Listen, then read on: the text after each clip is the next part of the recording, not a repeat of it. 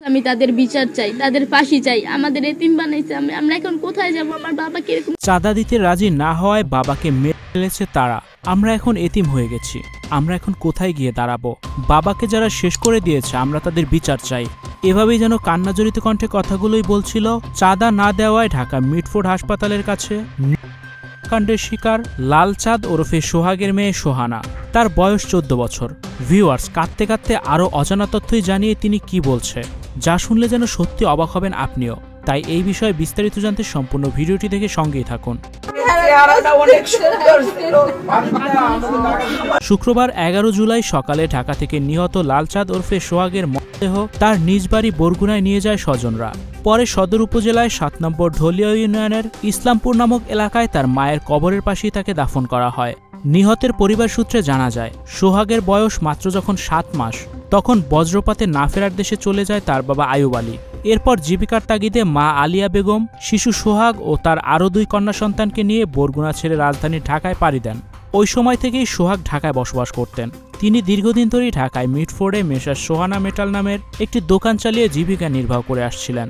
Studio 4D আপনাদের জন্য নিয়ে এসেছে শীতাতাপ নিয়ন্ত্রিত স্টুডিও সুবিধা, আছে অত্যাধুনিক মেকআপ রুম। বিস্তারিত জানতে এখনই কল করুন 01974860664। হাউসটি দেখতে চলে আসুন আমাদের ঠিকানায় সেক্ষেত্রে রোড নাম্বার 9, বাড়ি 24। ওই ব্যবসা প্রতিষ্ঠান থেকে প্রতি মাসে 2 লাখ টাকা চাঁদা দাবিকে কেন্দ্র করেই অভিযুক্তদের সঙ্গে দ্বন্দ্ব শুরু হয় তার। চাঁদার টাকা দিতে রাজি না হওয়ায় একসময় সোহাগের ব্যবসা প্রতিষ্ঠান তালাবদ্ধ করে অভিযুক্তরা। এরপর বুধবার বিকেলে বাসা থেকে ডেকে নিয়ে চাঁদার দাবিতে সোহাগকে আটকে রেখে দফায় দফায় চাপ প্রয়োগ করে তারা। এতেও চাঁদা দিতে অস্বীকৃতি জানালে সোহাগকে নির্মম ও নিষ্ঠুরভাবে পাথর মেরে হত্যা করা হয়।